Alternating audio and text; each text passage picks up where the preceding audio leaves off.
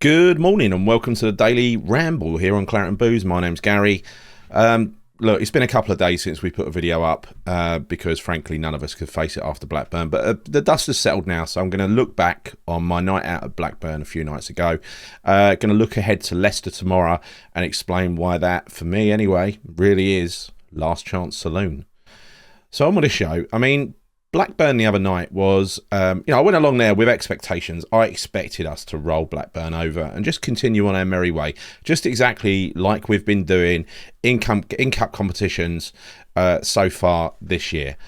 It didn't turn out that way. We put a strong side out, and Blackburn, who are fighting at the top of the championship, so they're a good side.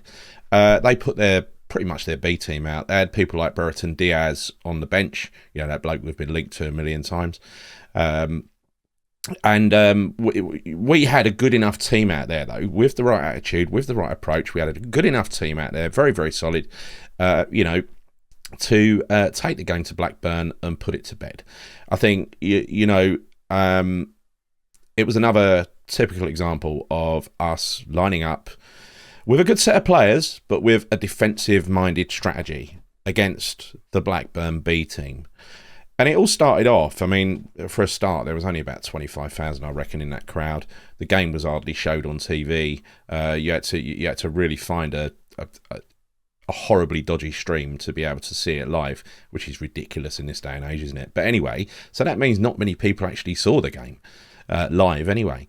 A lot of people were listening to it on the radio. But let me just tell you how I saw it. And it started horribly. In the first 4 minutes, they had 4 corners. Blackburn were literally pouring all over us. And they also had a one-on-one with a keeper. They were clean through, and I mean clean through, one-on-one with a keeper.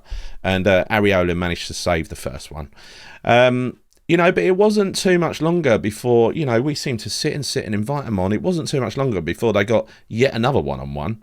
But this time they put it away and they took the lead. Only then did West Ham have some spells of possession and start pushing forward.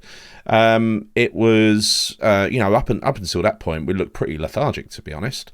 It was shocking. It was shocking.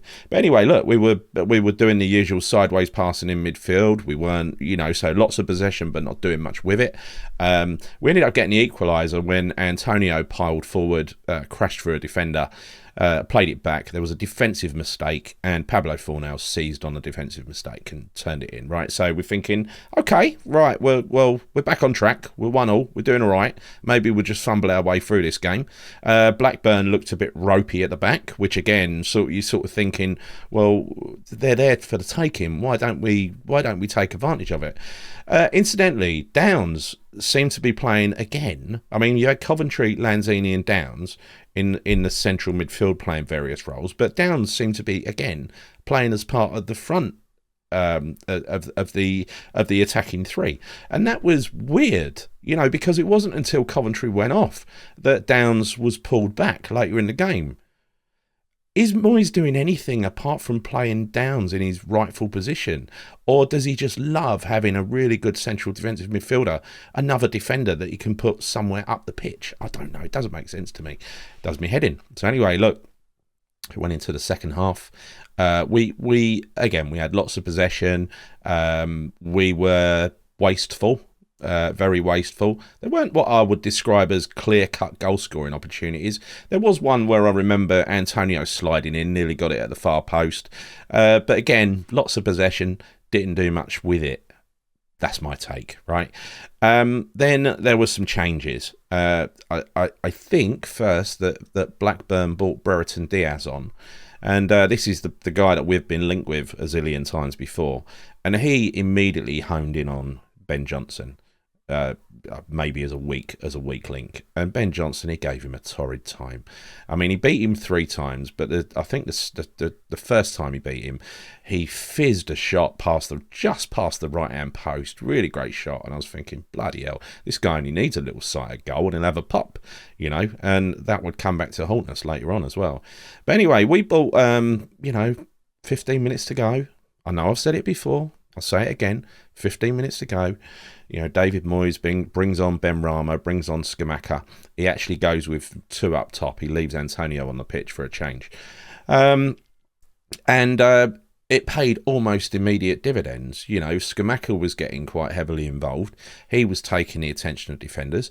That left Antonio free. I mean, common sense, really, isn't it? That's what happens when you play with a front two. You know, you get one that occupies the defenders, and the chance will fall to the other one. And that's exactly what happened. You know, there was another defensive error, and Antonio capitalised.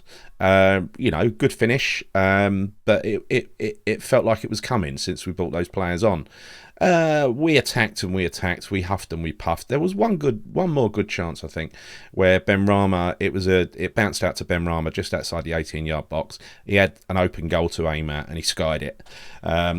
Yeah, could have done with a little side foot, get your body over the ball and just make sure that the ball's on target rather than trying to hit it hard. But again, you know, sometimes that's what Benrahma does, right?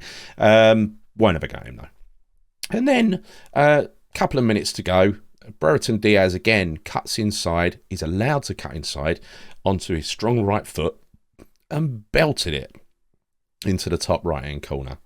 He looks a bit of a player, that Brereton Diaz. What a great goal, really great goal. And you know, sort of a numb feeling as we went into penalties. We're thinking this is almost inevitable. What's going to happen here? The penalty shootout was just underwhelming, right? It was it was, you can say it was overwhelming, underwhelming, right? But for me, it was underwhelming because both sides took some really what you'd say is good penalties, but both keepers pretty much went the wrong way with every single penalty.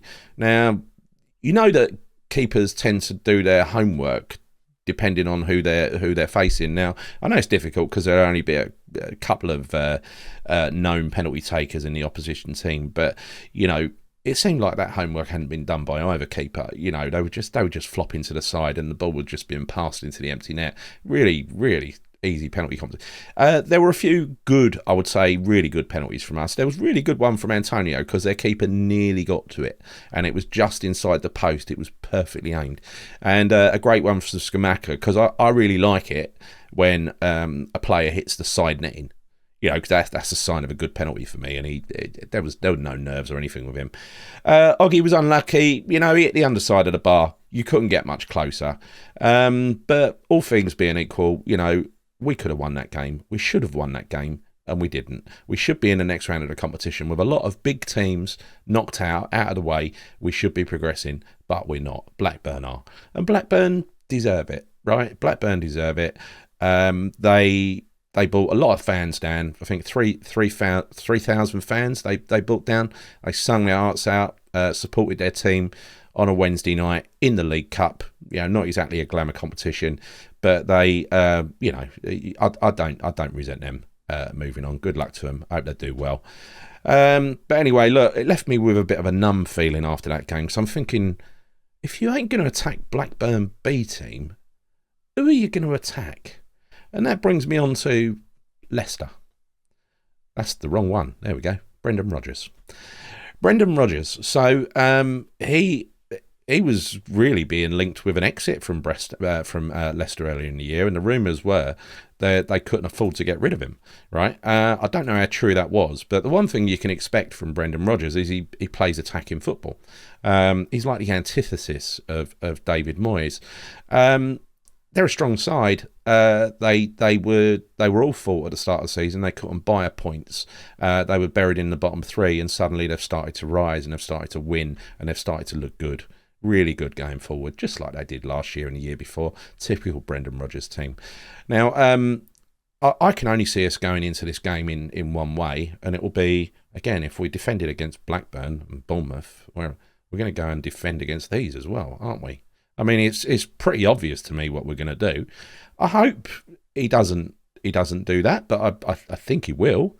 I'm just a little bit at a loss as to who he's going to play in midfield. I mean, it's a mystery to me. I don't know if it's a mystery to you, but I'll give you a clue.